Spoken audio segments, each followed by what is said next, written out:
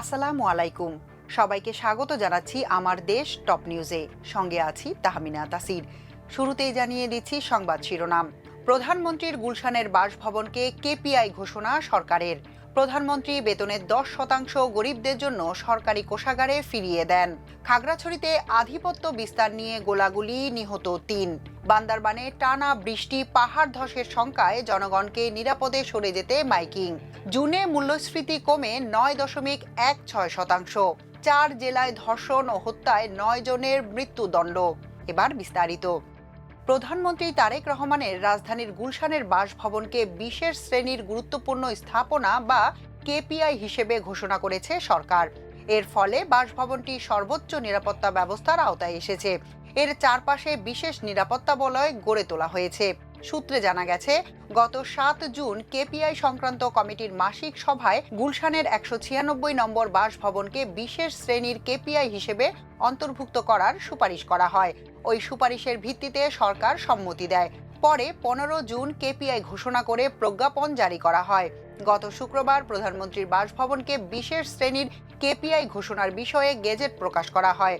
জানা গেছে, গত বছরের 5 জুন সাবেক প্রধানমন্ত্রী খালেদা জিয়ার হাতে গুলশানের 196 নম্বর বাড়ির নামজারির কাগজ হস্তান্তর করে অন্তর্বর্তী সরকার।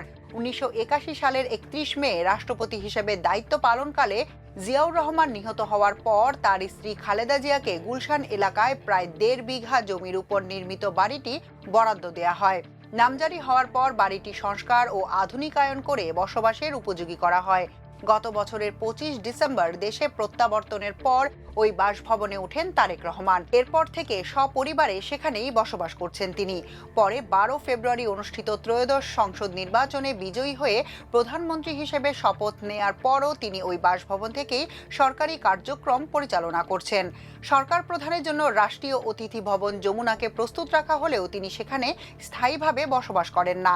বিভিন্ন সরকারি অনুষ্ঠান ও রাষ্ট্রীয় কার্যক্রমের একটি অংশ যমুনা থেকে পরিচালিত হলেও তার আবাসস্থল হিসেবে ব্যবহৃত হচ্ছে গুলশানের 196 নম্বর বাসভবন।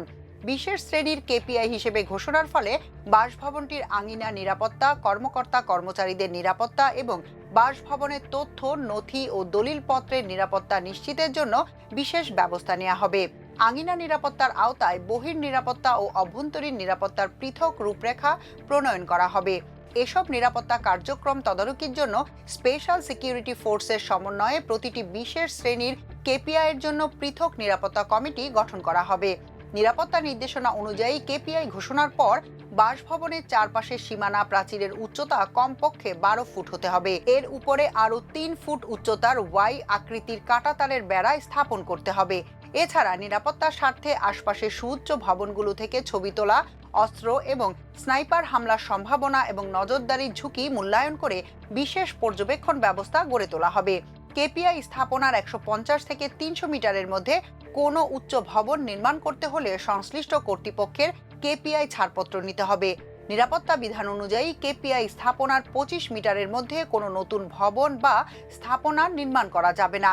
এছাড়া কেপিআই ভবনের চারপাশের 5 ফুট এলাকার মধ্যে থাকা বিদ্যুৎ ও টেলিফোনের খুঁটি এবং নিরাপত্তা ঝুঁকি সৃষ্টি করতে পারে এমন গাছপালা অপসারণ করে এলাকা পরিষ্কার রাখতে হবে। অভ্যন্তরীণ নিরাপত্তা নিশ্চিতে 24 ঘন্টার দায়িত্ব পালন করবেন প্রেসিডেন্ট গার্ডস রেজিমেন্টের সদস্যরা। পাশাপাশি বিশেষ প্রশিক্ষণপ্রাপ্ত পুলিশ ইউনিটও নিরাপত্তা ব্যবস্থায় নিয়োজিত থাকবে। সংশ্লিষ্ট কর্মকর্তারা বলছেন, প্রধানমন্ত্রী ও তার পরিবারের নিরাপত্তা নিশ্চিতের পাশাপাশি রাষ্ট্রীয় গুরুত্বপূর্ণ তথ্য, নথি ও প্রশাসনিক কার্যক্রমের সুরক্ষা নিশ্চিত করতেই গুলশানের 196 নম্বর বাসভবনকে বিশেষ শ্রেণীর কেপিআই হিসেবে ঘোষণা করা হয়েছে।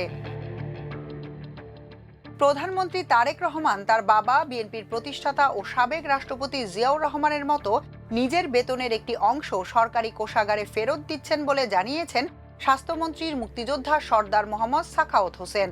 প্রধানমন্ত্রী মন্ত্রিসভার সদস্যদেরও তাদের বেতনের একটি অংশ সরকারি কোষাগারে জমা দেওয়ার আহ্বান জানিয়েছেন বলেও জানান তিনি। রাজধানীতে বাংলাদেশ মিডওয়াইফারি সোসাইটি আয়োজিত এক অনুষ্ঠানে সোমবার প্রধান অতিথির বক্তব্যে এসব কথা বলেন স্বাস্থ্যমন্ত্রী।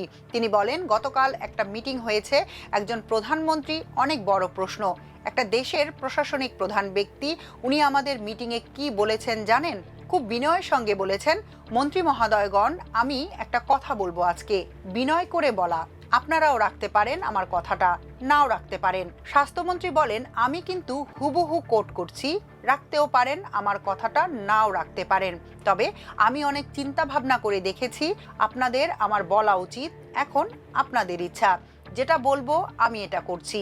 আমার আব্বা প্রতি মাসে তার বেতন থেকে 10% বেতন সরকারি কোষাগারে ফেরত দিতেন গরিব মিসকিন মানুষদের সহায়তা করার জন্য বা সরকারি কোনো প্রয়োজনে খরচ করার জন্য।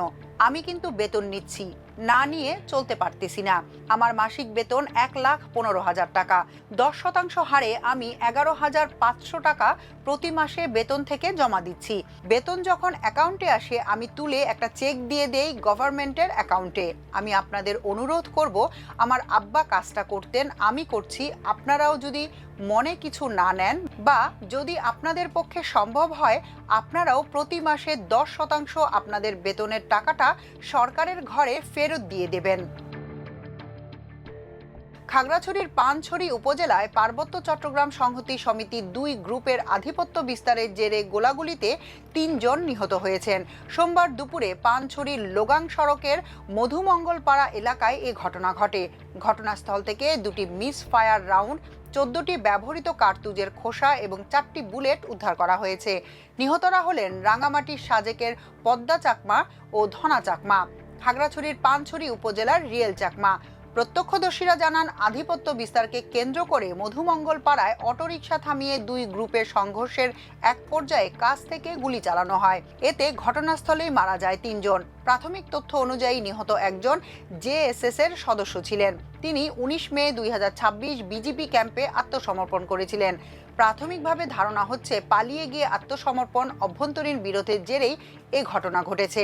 এ ঘটনায় কোনো প্রকারের সম্পৃক্ততা নেই বলে জানিয়েছেন ইউপিডিএফ পানছড়ি উপজেলা সমন্বয়ক আইচুক ত্রিপুরা। দেশের বিভিন্ন স্থানের মতো পার্বত্য জেলা বান্দরবানেও গত কয়েকদিন ধরে প্রবল বৃষ্টিপাত হচ্ছে। এদিকে টানা বৃষ্টিতে বান্দরবানের বিভিন্ন স্থানে দেখা দিয়েছে পাহাড় ধসের শঙ্কা। বিভিন্ন এলাকায় বৃষ্টির পানি জমে জলাবদ্ধতার সৃষ্টি হয়েছে। অতিবৃষ্টির কারণে জেলা সদরের কালাঘাট, বালাঘাট, বনরূপাপাড়া, সিদ্দিকনগর সহ বিভিন্ন স্থানে জলাবদ্ধতার সৃষ্টি হচ্ছে। আর সেই সঙ্গে কয়েকটি পয়েন্টে পাহাড় থেকে মাটি ভেঙে সড়কে জমে থাকায় পথচারীদের ভোগান্তি পোহাতে হচ্ছে। বৃষ্টির কারণে জেলার বিভিন্ন স্থানে পাহাড় ধসের শঙ্কা থাকায় ঝুঁকিপূর্ণ স্থানে বসবাসকারীদের নিরাপদে সরে যেতে প্রশাসনের পক্ষ থেকে মাইকিং করা হচ্ছে। মাইকিং করে বলা হচ্ছে, বঙ্গোপসাগরে সৃষ্ট লঘুচাপ ও সক্রিয় মৌসুমী বায়ুর প্রভাবে 72 ঘন্টা পর্যন্ত দেশের বিভিন্ন স্থানে ভারী থেকে অতি ভারী বর্ষণ হতে পারে।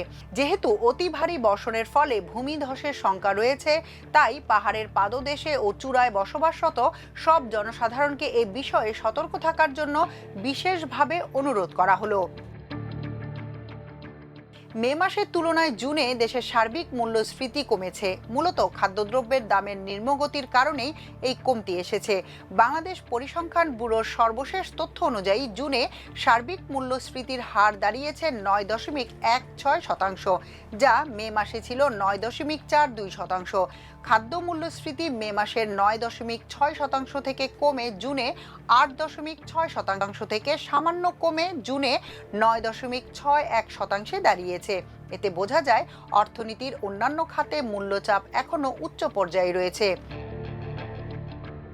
দেশের 4 জেলায় ধর্ষণ ও ধর্ষণের পর হত্যার ঘটনায় 9 জনের মৃত্যুদণ্ড এবং 2 জনের যাবজ্জীবন কারাদণ্ড দিয়েছেন আদালত। জামালপুরে গৃহবধূ ধর্ষণের ঘটনায় 7 জন, খাগড়াছড়িতে মাদ্রাসা ছাত্রী ধর্ষণের ঘটনায় 1 জন ও নোয়াখালীতে শিশু ধর্ষণের ঘটনায় 1 জনকে মৃত্যুদণ্ড দিয়েছেন আদালত। অপরদিকে শরীয়তপুরে ছাত্রী ধর্ষণের পর হত্যার ঘটনায় মৃত্যুদণ্ডের সাজা বাতিল করে 2 জনকে খালাস এবং 2 জনকে যাবজ্জীবন কারাদণ্ড দিয়েছেন হাইকোর্টের একটি বেঞ্চ। এখনকার মতো এ পর্যন্তই। সবাই ভালো থাকুন, সুস্থ থাকুন, থাকুন আমার দেশের সঙ্গে। চ্যানেলটি ভালো লাগলে সাবস্ক্রাইব করুন। আল্লাহ হাফেজ।